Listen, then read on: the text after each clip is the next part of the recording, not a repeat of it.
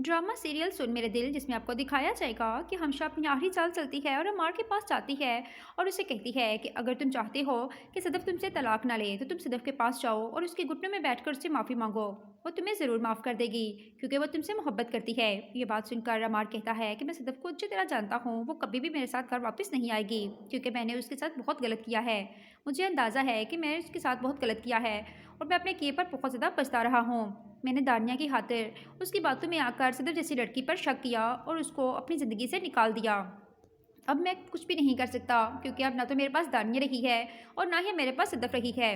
उसकी बात सुनकर हमशा कहती है कि ऐसा ना हो कि दानिया के जाने के बाद सदफ भी तुम्हारे हाथों से निकल जाए और अगर तुमने सदफ को तलाक दे दी तो वो फ़ौरन बिलाल अब्दुल्ला से शादी कर लेगी क्योंकि बिलाल अब्दुल्ला आज भी तुम्हारी बीवी सदफ से मोहब्बत करता है। ये बात सुनकर अमार को बहुत ज़्यादा गुस्सा आता है। हमशा का काम ही सिर्फ यही है कि वो अमार को भड़का सके ताकि अमार गुस्से में आकर सदफ के पास जाए और उसे राज़ी करके घर वापस ले आए। अमार जब वहाँ पे जाता है तो सदफ उसे कहती है, जब मैं तुमसे तलाक लेने का फैसला कर चुकी हूँ तो फिर तुम मेरा पीछा छोड़ क्यों नहीं देते, तुम मुझे तलाक क्यों नहीं दे देते हो।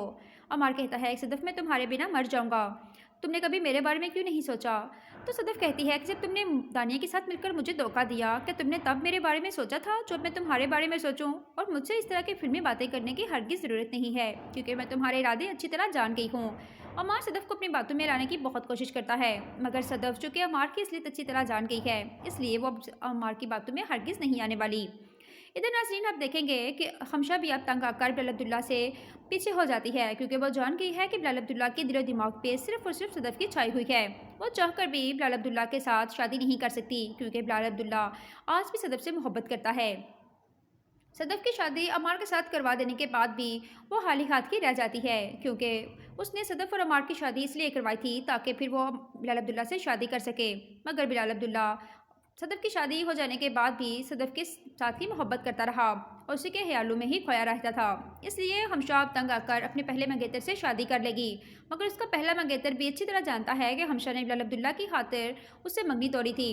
अब वो भी हमशा को बहुत ज़्यादा बातें सुनाएगा, हो सकता है कि वो उससे शादी करने से भी इनकार कर दे और अमार और हमशा दोनों की खाली हाथ रह जाएंगे।